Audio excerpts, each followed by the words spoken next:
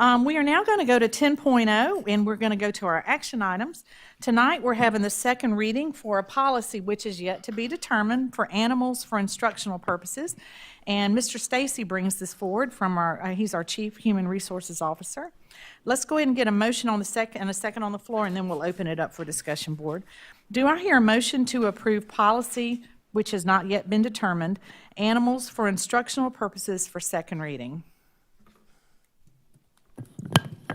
Madam Chair, I move that we approve policy with the name yet to be determined, animals for instructional purposes, as recommended by administration. Okay, thank you, Ms. Green. Do I have a second? Second. Okay, thank you, Mr. Anderson. Okay, now, we're going to open it up, and I am going to turn this over to Mr. Stacy and let him walk us through it, and then and board, you have the copy of the policy in your packet this time.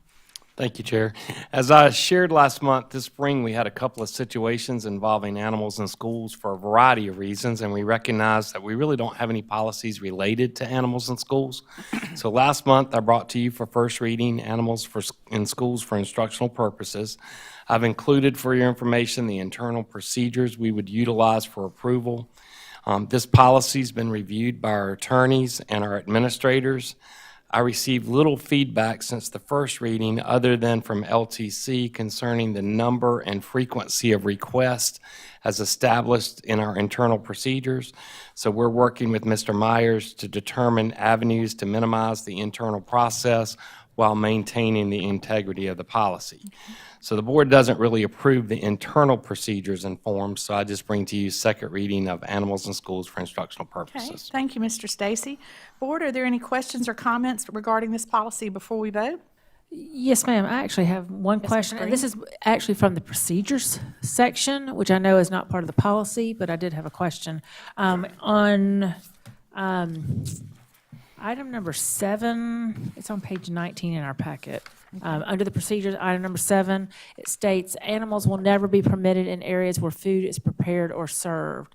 And I was just thinking, like, if a kindergarten classroom has a pet guinea pig, they serve snacks in their classrooms. Is that going to automatically be a situation where they are out of compliance? That's a good question. I would think that we would have that animal isolated in one part of the room so that they wouldn't actually be in the serving area. I would hope so too. But I mean, the way the statement is written, it's kind of. I'll take that under advisement. We'll look at it and see. Again, y'all don't approve the procedures, but that's a great note to make, and we'll clean it up. Great, good Thank point, you. Ms. Green. Anything else, board? Okay, hearing none, we'll take a vote. We have a first and a second on this. All in favor of this second reading of the policy for animals for instructional purposes, please say aye.